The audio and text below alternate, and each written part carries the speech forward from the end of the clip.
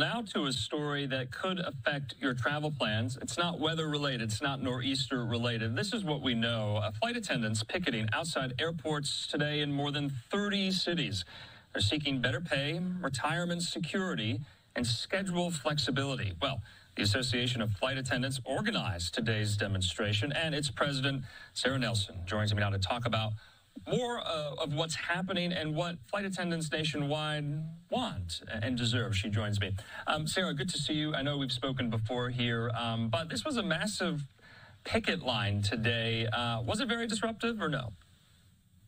This was informational picketing, so we're not at the point of a strike deadline yet, but we're letting the public know what this is. And frankly, what we're seeing from the public is that they understand. People are tired of going to work and thinking that their boss thinks that they live to work rather than work to live.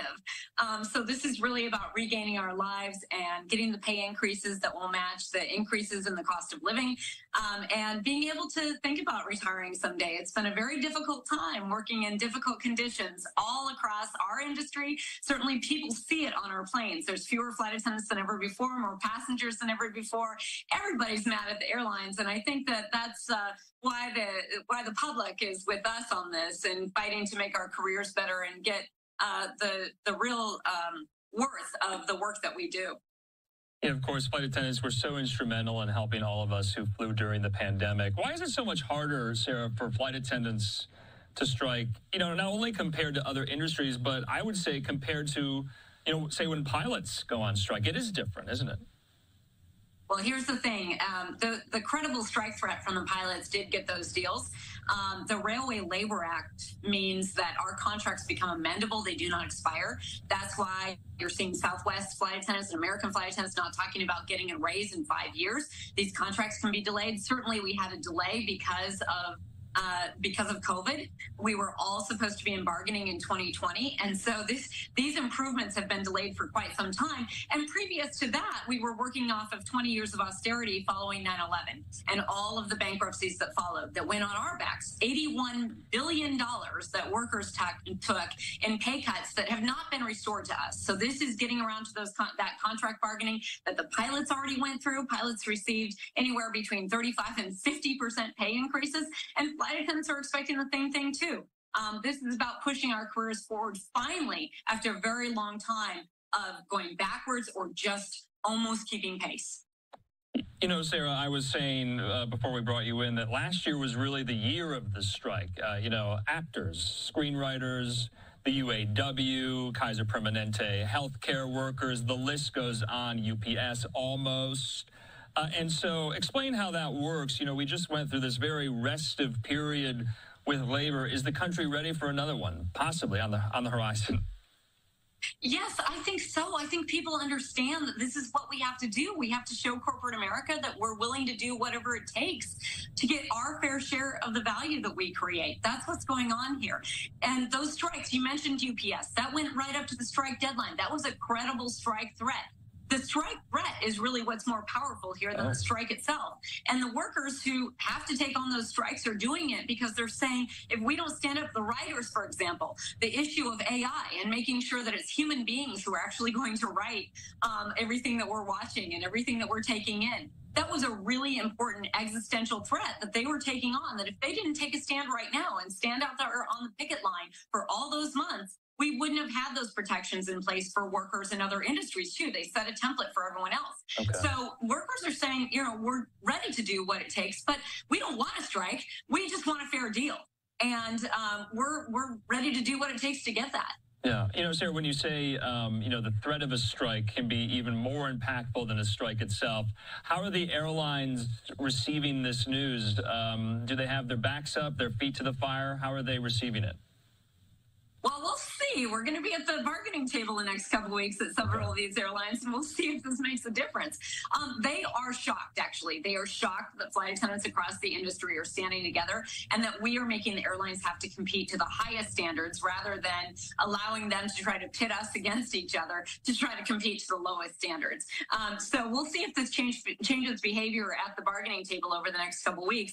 And I know that they're going to be hearing from the public a lot. They're hearing from a lot of lawmakers, bipartisan lawmakers who are saying, get these fair deals done. It's been too long that flight attendants have been waiting on these wage improvements, and also the ability to control their own lives and actually live a life while you're working at the airlines. So we'll see, but we're going to keep pushing forward. If it takes a credible strike threat to get it done, then that's what we're prepared to take on. Yeah, you know, all these videos, some that you posted, others that have posted, you got a lot of other unions behind you in solidarity. I saw the AFL-CIO, also the UAW. The union community really does roll deep here. How are they going to help you in this effort?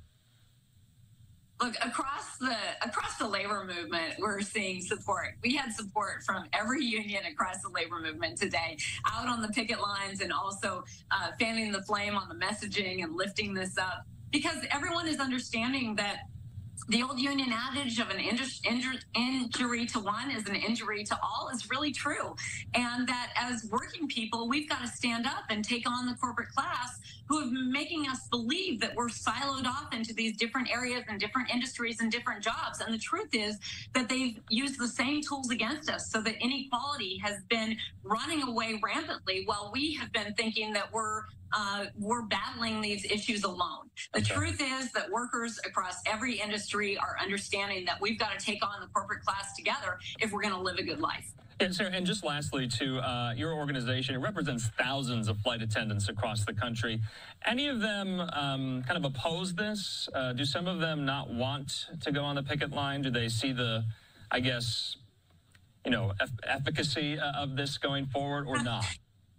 Well, a good test of that is actually the strike votes that have taken place that have turned out 98, 99% strike votes. The strike vote announced in Alaska today, where only 31 people voted against that strike authorization, less than 1% of the entire population. And so, no, this is a near unanimous sentiment of all the workers who are ready to take this on and stand together. And again, nobody wants to strike. We're just saying that we're willing to do it to get a fair deal. I gotcha. Sarah Nelson, as always, we appreciate your time, and we'll definitely check in to see how this goes. Thanks, Sarah. Thank you so much. Take care. All right. In the meantime here, I want to put up this tweet as well from the union itself on the picket line today. You see there, Yasemin Ansari says, "It's Worldwide Flight Attendant Day of Action, and I'm immensely proud to stand with the American Flight Attendants Association and the more than 100,000 flight attendants nationwide demanding better wages." Also, Congressman Brian Fitzpatrick says, "I'm proud to stand behind our hero flight attendants today and every day as we advocate together for better and safer working conditions at a time when a flight attendant's job has become more difficult than ever." You see Brian Fitzpatrick right there. I believe Fitzpatrick is out of New York. And so in the meantime here, let's put up that other slate there, the red slate, the call to action as well. That was interesting. All right, from the UAW, you see there in solidarity saying, "Today, Alaska, Air Wisconsin, United, Frontier, American, Southwest, and more are picketing outside 30 airports in the U.S., the U.K., and Guam to demand fair contracts with significant pay increases." So wanted to make sure we got that story on the books, a major labor story brewing there.